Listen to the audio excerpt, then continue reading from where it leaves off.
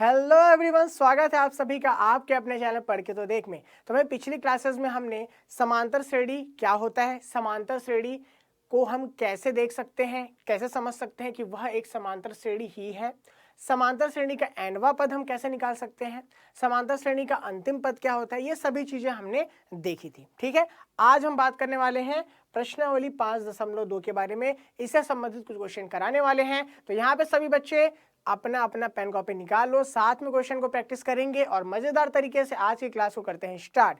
यहाँ पे सबसे पहले मैं बात कर लेता हूँ, अभी तक मैंने समांतर श्रेणी का जो nवां पद है उसका व्यापक रूप कैसे निकाले ये आपको अच्छे से समझाया था। ठीक है, एपी का nth टर्म, इसको हम प्रदर्शित करते हैं nवें पद को या nth टर्म को tn द्वारा। ठीक है, और इसके लिए हमारे पास सूत्र होता है a धन n ऋण 1 d। करेक्ट, तो ये हमारा हो जाता है समांतर श्रेणी का nवां पद। ठीक है, यहाँ पे जो a है वह क्या होता है, हमारा श्रेणी का प्रथम पद होता है। करेक्ट, जो हमारा d है वह होता है श्रेणी के पदों के मध्य का अंतर, जिसको हम सार्व अंतर या सार्वांतर भी कहते हैं, या इसी को पदांतर भी कहते हैं। ठीक है, इसके बाद जो n है, n हमें दर्शाता है पद किस क्रम में है। तो यहां से हम कह सकते हैं पद का क्रम, पद का क्रम मतलब किस नंबर पे है पद।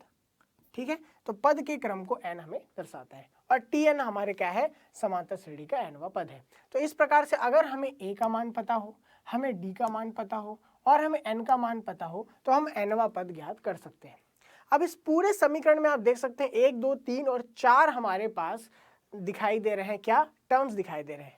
ठीक है, 4 टर्म्स हैं। यहाँ पे देख सकते हैं कि अगर मुझे a एंड d का मान पता हो तो tn निकाल सकते हैं। मान लो मुझे a नहीं पता है और tn पता है, तब भी हम निकाल सकते हैं। मान लो मुझे n नहीं पता है और बाकी सब पता है, तब हम n भी निकाल सकते हैं। और मान लो मुझे अगर d नहीं पता है, बाकी सभी का मान पता है, तब भी हम d का मान निकाल सकते हैं। तो ऐसे क्वेश्चन आपको पूछ सकता है जहां पे आपको 3 ज्ञात राशियां दी गई हो और एक अज्ञात राशि दी जाए और बोले कि इसका मान निकाल के बताओ। तो प्रश्नावली जो हमारे स्टार्ट होता है वो यहीं से स्टार्ट होता है। प्रश्नावली में हम पहला क्वेश्चन यही देख रहे हैं कि सारणी दिया गया है और इस सारणी में हमारे पास कुछ 3 ज्ञात राशियां दी गई है और एक राशि अज्ञात कर दी गई है, जिसके यहाँ पे ब्लैंक आप देख सकते हो। ठीक है, तो इसके कुछ क्वेश्चन मैं कर रहा हूँ, कुछ क्वेश्चन मैं आपको बनाने के लिए देने वाला हूँ। तो यहाँ पे आप देख सकते हो जो an दिखाया है, an का मतलब यहाँ पे nवां पद से ही है, जिसको आप tn भी समझ सकते हो, कोई दिक्कत नहीं है, एक ही बात है। ठीक है, tn an एक ही चीज है।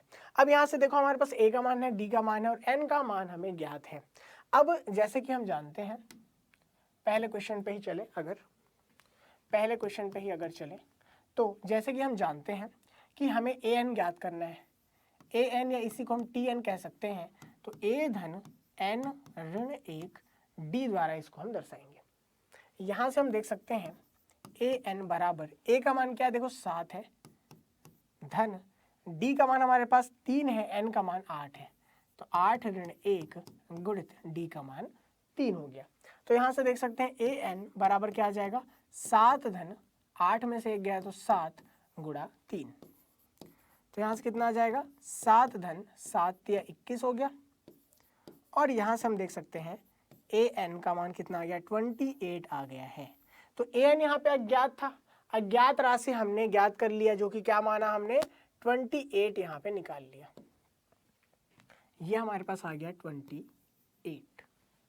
ठीक है, बाकी के सभी क्वेश्चन भी ऐसे सॉल्व होंगे। इनमें से एक और क्वेश्चन मैं ले लेता हूं, जैसे कि यहाँ देख सकते हैं, पहला मैंने सॉल्व कर दिया है। यहाँ से 7 3 8 दिया हुआ था, 28 आ गया। यहाँ पे भी सेम टू सेम क्वेश्चन है, -18 a का वैल्यू दिया है, d का वैल्यू ज्ञात करना है, n का वैल्यू 10 दिया है और an का वैल्यू 0 दिया हुआ है। तो बस आपको क्या करना है, मान रखना है और आप आंसर निकाल सकते हो। चलो भाई इसको भी सॉल्व करके देख ही लेते हैं। तो हमारे पास क्या आ जाएगा, यहाँ से देख सकते हैं, अगर मैं d का मान निकालना चाहूँ तो मैं क्या करूँगा, सेकेंड नंबर के क्वेश्चन के लिए लिखूंगा सबसे पहले तो an बराबर a धन n ऋण 1 d। an का वैल्यू हमें क्या दिया हुआ है, an का वैल्यू 0 दिया हुआ है, तो ये हो गया 0 बराबर a का वैल्यू हमें क्या दिया गया, a का वैल्यू -18 और n का वैल्यू 10। a का वैल्यू क्या हो गया, -18, n का वैल्यू 10 और डी का वैल्यू हमें पता नहीं है, यही ज्ञात करना है। यहाँ पे 0 है, 18 को दूसरे पक्ष में लाओगे तो प्लस 18 में आ जाएगा इक्वल 9 इंटू डी। तो यहाँ से क्या आ जाएगा हमारे पास, डी इक्वल 18 डिवाइड बाई 9। तो क्या हो जाएगा, 9 दूनी 18। तो डी का वैल्यू क्या हो गया, 2। करेक्ट, डी का वैल्यू हो गया 2। तो यहाँ से डी का मान हमने क्या ज्ञात कर लिया भाई, 2 ज्ञात कर लिया। ये हमारे पास आ गया 2। तो जैसा कि ये 2 क्वेश्चन हमने सॉल्व किए हैं, बाकी के तीसरा, चौथा, पांचवा ये सभी क्वेश्चन भी बिल्कुल ऐसे ही सॉल्व होने वाले हैं। तो आप सभी यहाँ पे बहुत ही आसानी से ये सभी को बना के देख सकते हैं। ठीक है, बहुत इजी है और आपके प्रैक्टिस करने के लिए अच्छा है, ताकि आप सूत्र को यूज करना सीख जाओ। ठीक है, तो यहाँ पे इसको बिल्कुल तीनों को बाकी को प्रैक्टिस कर लेना। चलो भाई, अब यहाँ से हमने ये 2 क्वेश्चन सॉल्व कर लिए। अब इसके आगे जो सेकंड नंबर का क्वेश्चन स्टार्ट होता है, जिसमें सेकंड नंबर के क्वेश्चन में उसका पहला क्वेश्चन है हमारे पास, एपी दिया गया है 10, 7, 4 का तीसरा पद याद करना है। ठीक है, यहाँ पे एपी हमें दिया गया है, 4 ऑप्शंस यहाँ पे हमारे सामने दिए गए हैं। यहाँ पे देख सकते हैं प्रथम पद क्या है, प्रथम पद देखो यहाँ पे क्या है, 10 है। तो प्रथम पद को ए से अगर दर्शाऊं तो प्रथम पद क्या है, 10 है। एक चीज मैंने आपको बताया था कि सार व अंतर आप 2 तरीके से निकाल सकते हैं। जैसे कि सार व अंतर का एक सिंपल तरीका भाई कि किसी भी 2 पदों के मध्य का अंतर आप निकाल लो, बता दो ये सार व अंतर है। ये कब करना, जब आपको दिया गया हो, ये दिया गया श्रेणी है समांतर श्रेणी, ऐसा आपको दिया गया हो।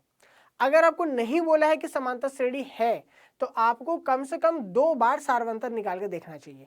क्रमागत 2 पदों को 2 बार निकाल के देखना चाहिए। ठीक है, जैसे कि यहाँ पे समांतर श्रेणी दे दिया है, तो यहाँ पे अगर समांतर श्रेणी बोल दिया है, मतलब इसका सार्वंतर बिल्कुल एक ही होगा। d बराबर क्या लिख सकता हूं मैं, द्वितीय में से प्रथम पद को घटाएंगे तो 7 माइनस 10 करेंगे तो -3 आएगा। तो d का वैल्यू -3 आ जाएगा बिना किसी दिक्कत के। ठीक है, लेकिन अगर यहाँ पे ए बी नहीं दिया गया होता, तो मैंने लास्ट क्लास में भी आपको बताया था कि भाई इससे इसको माइनस करके देखो, फिर एक बार तीसरे पद में से दूसरे पद को भी माइनस करके देखो, 2 बार चेक करो, ताकि आपको कोई कंफ्यूजन ना हो और आप कंफर्म हो जाएं कि भाई हाँ ये एक समांतर श्रेणी है। ठीक है, चलो, तो ए और डी का मान हमने निकाल लिया। इसके बाद बोला है तीसरा पद है, तीसरा पद ज्ञात करना है। ठीक है, तो यहां से मैं क्या लिख सकता हूं, यहां से मैं लिख सकता हूं समांतर श्रेणी, समांतर श्रेणी का तीसरा पद किससे दर्शाएंगे, T30 से दर्शाएंगे। किससे दर्शाएंगे, T30। तो T30 का मीनिंग क्या हो जाएगा, यहाँ पे a धन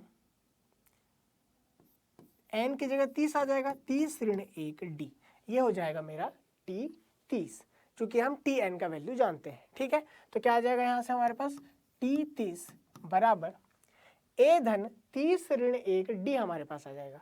तो a का वैल्यू हमारे पास क्या है, 10 है, 10 धन 30 ऋण 1, और d का वैल्यू क्या है हमारे पास, d का वैल्यू -3 है। तो d हमारे पास आ गया -3। अब यहां से देख सकते हैं क्या आ जाएगा, 10 धन 29 गुणा ऋण 3। तो यहां से आ जाएगा 10, यहां से 3 से गुणा करोगे क्या आ जाएगा हमारे पास 9 से गुणा करेंगे 3 का, 9 या 27। ठीक है, 7 हासिल में 2, 3 दूनी 6, 6 और 2 8, 87 हमारे पास आ जाएगा। कितना आया, 87। यहाँ से आ जाएगा -77। तो यहाँ से तीसरा पद कितना आ गया, देखो -77, ऋण 77 आपके पास क्या आ गया, तीसरा पद यहाँ से निकल के आ गया। तो देख सकते हो भाई, बाकी सभी मान आपको पता था, आपको n का वैल्यू पता था, आपको a का वैल्यू, d का वैल्यू, सब का वैल्यू पता था, आप आसानी से तीसरा पद देखो यहाँ पे निकाल सकते हो। करेक्ट, तो जैसे ये क्वेश्चन को सॉल्व किया हमने, ये वाला क्वेश्चन भाई आप लोगों को सॉल्व करना है, सेकंड नंबर का क्वेश्चन, ये आप लोगों के लिए होमवर्क है। पिछले क्वेश्चन में देख सकते हैं 77 विकल्प बी आपका, सॉरी -77 विकल्प सी आपका बिल्कुल करेक्ट आंसर है। जैसे मैंने यहाँ पे 77 में टिक किया, आप लोग भी एग्जाम में गलती करते हो, -77 है तो ध्यान देना भाई, माइनस प्लस में कोई भी बच्चा मिस्टेक नहीं करेगा। तो आपका -77 क्या है, एकदम करेक्ट आंसर है। ठीक है, तो इसमें कौन सा विकल्प सही है आप सभी बच्चे चेक करके बताएंगे होमवर्क कंप्लीट करके। ठीक है, चलो भाई आगे बढ़ते हैं, इसी प्रकार के और क्वेश्चन देखेंगे। जैसे ये वाला क्वेश्चन है, निम्नलिखित समांतर श्रेणियों में रिक्त स्थानों के पदों को ज्ञात कीजिए बोल रहा है। ठीक है, रिक्त स्थानों के पदों को ज्ञात कीजिए। तो यहाँ पे रिक्त स्थान में क्या आएगा यह जानने के लिए ये सबसे पहले जानना इंपॉर्टेंट है कि कौन सी श्रेणी है, समांतर श्रेणी है। समांतर श्रेणी में पदों के मध्य का अंतर हमेशा बराबर होता है, समान होता है। ठीक है, चलो पहला वाला सॉल्व करते हैं। 2 ब्लैंक 26,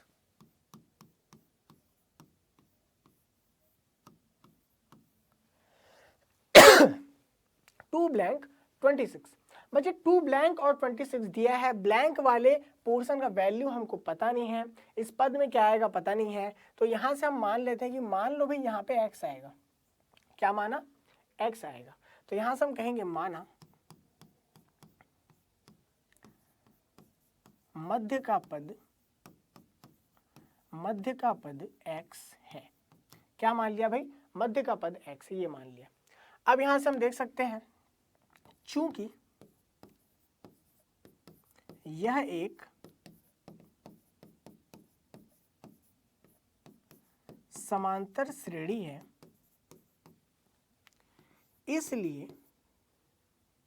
इसलिए सारवांतर d बराबर क्या हो जाएगा भाई, सारवांतर d जो है वो तो सभी पदों के लिए सही होगा। मतलब अगर x में से मैं 2 घटाऊं, पिछले पद में से आगे वाले पद को घटाऊं, तो जो वैल्यू आएगा वही तीसरे वाले पिछले पद से उसके आगे वाले पद मतलब दूसरे पद को घटाऊं तो वही वैल्यू आएगा। मतलब हर बार पदों के मध्य का अंतर तो सेम होगा। तो हर बार d का जो मतलब है x माइनस 2 लिखो या 26 माइनस x लिखो, बराबर आना चाहिए। करेक्ट। तो यहां से इस इक्वेशन को अगर आप पकड़ लो, ये इक्वेशन हमारे पास है x minus 2 equal 26 minus x। इस इक्वेशन को अगर पकड़ के आगे बढ़ोगे तो x का वैल्यू आप बहुत इजीली फाइंड कर सकते हो। जैसे कि यहाँ पे देखो x को इस पक्ष में लेके आओ, क्या आ जाएगा x प्लस x, माइनस 2 को इस पक्ष में लेके आओ तो 26 प्लस 2, ये हो जाएगा 2x 28, x बराबर क्या हो जाएगा 28 डिवाइड बाई 2, तो x का वैल्यू यहाँ से आ जाएगा 14। क्या आ जाएगा भाई, x का वैल्यू 14 आ जाएगा। मध्य वाला पद यहाँ पे जो था वो क्या निकल के आ गया, देखो मध्य वाला पद जो यहाँ पे x हमने माना था वो आ गया 14। अब देखो भाई 14 में से 2 घटा दो कितना आएगा 12, 26 में से 14 घटा दो कितना आएगा 12। मतलब बिल्कुल आपका सारवांतर बिल्कुल सही आ रहा है। आपने समांतर श्रेणी ज्ञात कर लिया 2, 14, 26। ठीक है, चलो इसी प्रकार के और क्वेश्चन देखते हैं। पहला वाला तो चलो हमने कर दिया, सेकंड वाला देखो। सेकंड वाला देखो क्या दिया हुआ है, यहाँ पे दिया है ब्लैंक 13 ब्लैंक 3। चेक करते हैं, ब्लैंक 13 ब्लैंक 3, ये हो गया आपके पास ब्लैंक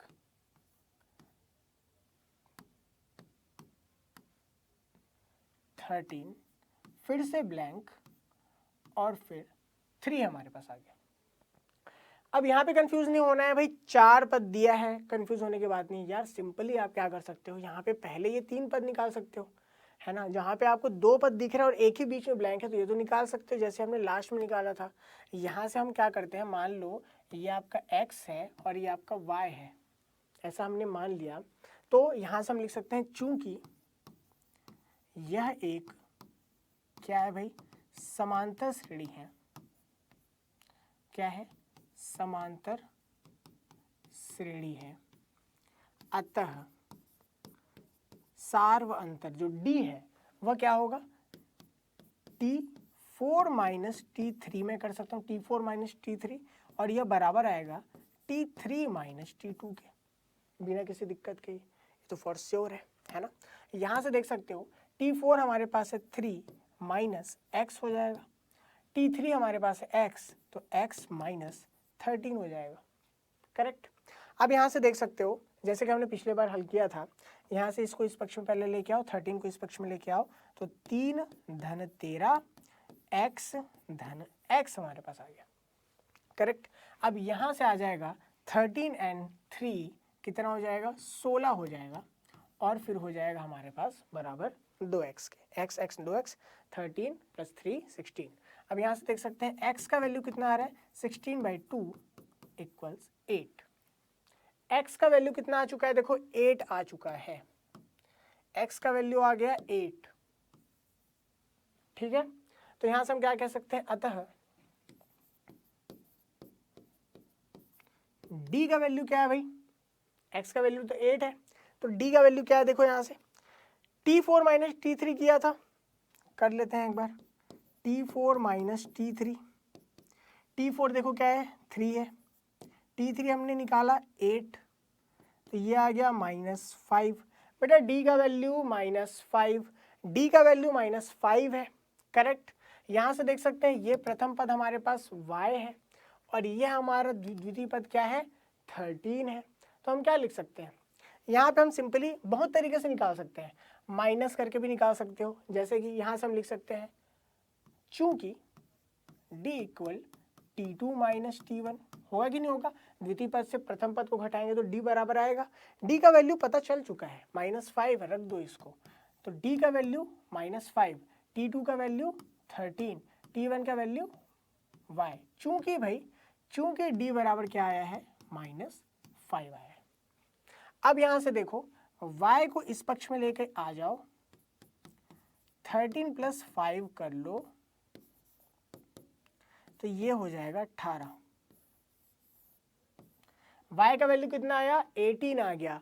तो यहां से देख सकते हो ये 18 है, 18 में से 5 कम किया 13 आ गया, 13 में से 5 कम किया 8 आ गया, 8 में से 5 कम किया तो कितना आ गया हमारे पास, 3 आ चुका है। तो यहाँ से देख सकते हो ये जो ब्लैंक वाला जो स्पेस था, इसको भरने के लिए कौन आ गया भाई हमारे पास, इसको भरने के लिए y का वैल्यू आ गया 18, तो 18, 13, 8 एंड 3, ये हमारा क्या निकल के आ गया, देखो समांतर श्रेणी निकल के आ गया। इसी प्रकार से भाई जैसे भी आपको श्रेणी दिया जाए, छोटा छोटा लॉजिक लगाओ और उस लॉजिक को फॉलो करके आप आंसर निकाल सकते हो, ठीक है। यहाँ से 2 क्वेश्चन मैंने सॉल्व कर दिया है, बाकी क्वेश्चन आप लोग सॉल्व करके देख सकते हैं। तीसरा हो गया, चौथा हो गया, पांचवा। और मुझे पता है तीसरा, चौथा, पांचवा थोड़ा सा टफ लग रहा है,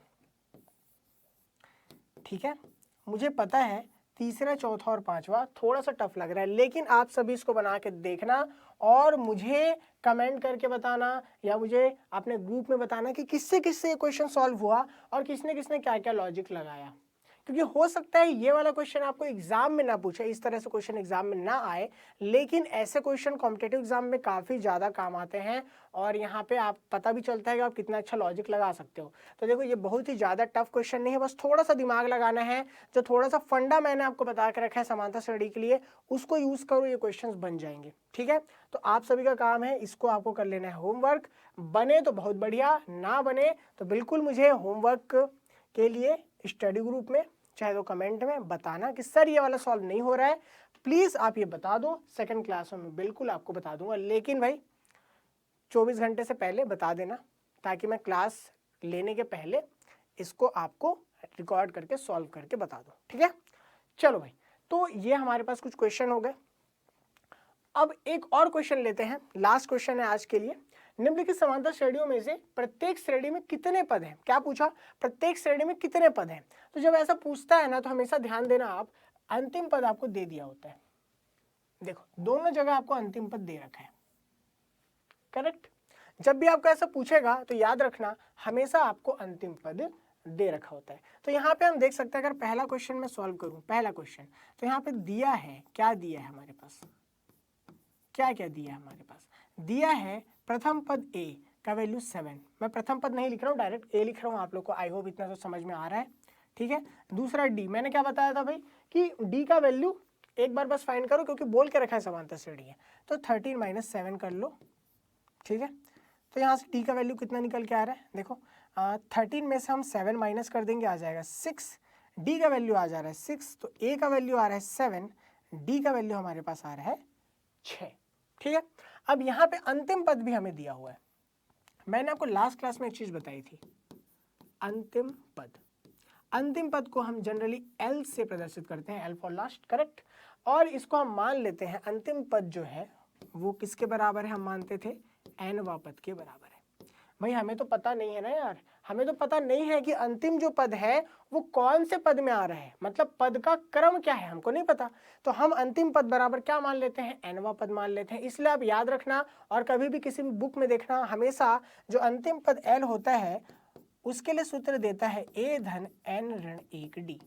तो बेटा ये कुछ नहीं है, बस ये है कि हम हमेशा मानते हैं कि अंतिम पद आपका जो l है वो nवां पद है, इसलिए हम ऐसा सूत्र का प्रयोग करते हैं। L बराबर a धन n ऋण 1d आ गया। अंतिम पद का मान कितना है, देखो 205 है, तो लिख लेते हैं L बराबर a धन n ऋण 1d। अंतिम पद का मान कितना है, 205 है, a का मान कितना है, 7 है, n का मान हमें ज्ञात करना है, d का मान हमारे पास है 6। पक्षांतर कर लो, आ जाएगा 205 ऋण 7 बराबर 6 से गुणा करेंगे तो 6n और ऋण 6 आ जाएगा। यहाँ से देखो इसको घटा दोगे, 205 में से कितना घटाओगे, 7 घटाओगे, तो यहाँ से आ जाएगा हमारे पास 198। करेक्ट, 198 आ गया, बराबर आ गया 6n माइनस 6। 6 को भी पक्षांतर कर दो तो 198 प्लस 6 बराबर 6n आ गया। अब यहाँ से 6 को जोड़ दो, 6 को जोड़ोगे तो हमारे पास आ जाएगा 204। 204 बराबर कितना आ गया, 6n। तो यहाँ से देख सकते हैं पक्षांतर जब हम करेंगे 6 गुणा में है, भाग में चला जाएगा, यह आ जाएगा 6 तिया 18, 18 आया बचा 2, ठीक है, 6 चौक 24, तो n का मान कितना आ गया, 34 आ गया। n का मान कितना आ गया, 34 आ गया। अतः हम क्या कह सकते हैं, पदों की संख्या, पदों की संख्या कितना है भाई, 34 पद है। कितने पद हैं, देखो यहाँ पे बोला था श्रेणी में कितने पद हैं पूछा था, तो पदों की संख्या कितनी निकल के आ गई, 34 निकल के आ गई। क्यों 34 निकल के आ रही है सर, क्योंकि बेटा हमने अंतिम जो पद था उसको क्या माना था, nवां पद है। मतलब यहाँ पे ये पहला पद, दूसरा पद, तीसरा पद, जो अंतिम पद है वो nवां पद है, मतलब पदों की संख्या कितनी है, n है। करेक्ट, तो यहाँ से n का मान निकल के आया 34, तो पदों की संख्या 34 हो गई। तो ये पहला क्वेश्चन भाई मैंने सॉल्व करके बता दिया है। सेकंड क्वेश्चन बस ऐसे ही सॉल्व होगा, बस वहां पे आपको ये देख के लग रहा होगा कि यहाँ पे क्या हो रहा है भाई, घटते जा रहा है, माइनस में चीजें जा रही है, तो बस माइनस में चीजें जा रही हैं तो आपका जो सारवंतर आएगा वो माइनस में आएगा, बाकी सॉल्व सेम टू सेम होगा। सारवंतर माइनस में आने वाला है तो कंफ्यूज नहीं होना है, बाकी सॉल्व बिल्कुल ऐसे ही होगा जैसे मैंने अभी इसको सॉल्व किया है। ठीक है, तो आज का जो सेशन था करते हैं यहीं पे समाप्त। कुछ होमवर्क मैंने दिए हैं, सभी के सभी होमवर्क करो, जो होमवर्क ना बने मुझे बताओ। ठीक है, मिलते हैं इसी प्रकार की मजेदार क्लासेस में, तो देखते रहिए पढ़ के तो देख। चैनल को जो भी बच्चे नए हैं सब्सक्राइब करके जरूर जाना, और क्लासेस को कर दिया करो शेयर, सभी फ्रेंड्स को इन्फॉर्म करो कि यहाँ पे डेली क्लासेस हो रही है। रात के 8 बजे आपकी मैथ की क्लासेस होती है, और अगर इसके लिए कोई सजेशन है, किसी और टाइम पे क्लास करनी है, कोई बुक से पढ़ाना है, बिल्कुल आप कमेंट करके बता सकते हैं। मिलते हैं अगली क्लास में, तब तक के लिए bye bye and thank you.